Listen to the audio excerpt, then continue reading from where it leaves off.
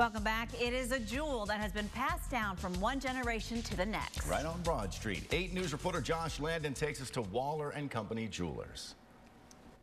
Waller & Company is a fully family business that strives to put God first in our business dealings. It is by God's grace and blessings that our company has survived. It's a purpose that's been part of one family's legacy for more than 100 years. Waller Company and Jewelers first opened for business back in 1900, and it started with this man, MC Waller. He's the beginning.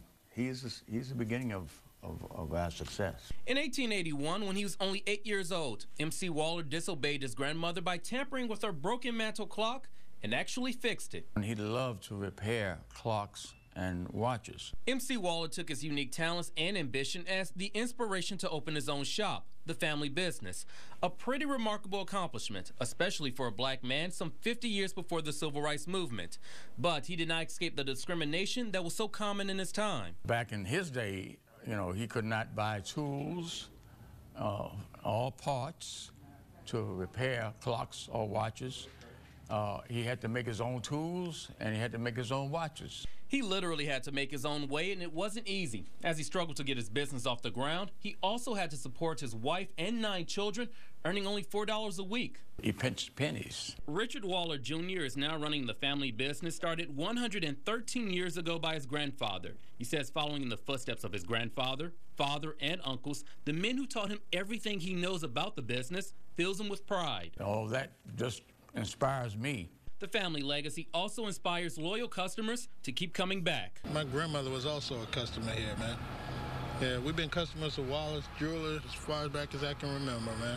It's a great store, family-owned business, and they're always courteous. The Waller family business has always been here in the community. It made it through the Great Depression and numerous recessions. But in 1987, this great institution almost went up in flames. On the evening of January 12th back in 1987, the building next to Waller Company and Jewelers was destroyed by a 5-alarm fire, and the lights stayed on the entire time at the family business. However, the Wallers did suffer major water damage and had to close down their store for several weeks. First time ever I was depressed. But despite all the challenges, the Waller family is standing strong. Richard says his family's accomplishments are credited to hard work and faith. I tell people that all you have to do is have the faith of a mustard seed, and you'll be saved. In Richmond, Josh Landon, 8 News. For another 100 years. It's important to remember that history is never static. Stuart Blackwell, who celebrates 50 years of working at Capitol Square this spring, is making history today. Now, most things have changed since he started working at Capitol Square back in 1963, but not Stuart, who shows us determination and spirit we should all strive for. Here's how Stuart Blackwell explains 50 years on the job at Capitol Square. I enjoyed what I was doing, and time flew. He started as a laborer back in 1963. I get up every morning. I'll be to work by 7 o'clock, and I'm supposed to be here till 7:45. Today, he's the supervisor of the grounds maintenance crew. The amount of work it takes to the Capitol grounds beautiful is enormous, and when Stuart first started, every square inch of this property was mowed by hand with push mowers, 22 inches across. Every single blade of grass along this edging here, clipped by hand.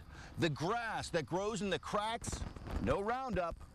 They scraped it out with sticks. Also back then, the men in this ivory institution regularly voted against Stuart's civil rights. We have had Ku Klux Klan work here, and they always would send me a Christmas card at Christmas, regardless.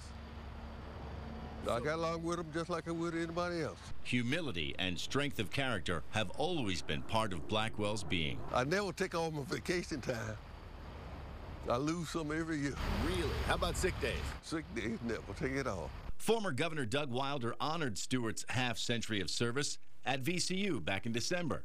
Not that Stuart's retiring anytime soon. I was 65 4 years ago. He'd be happy to keep Virginia's state capitol beautiful for another 50 years. It only seemed to be 50 years.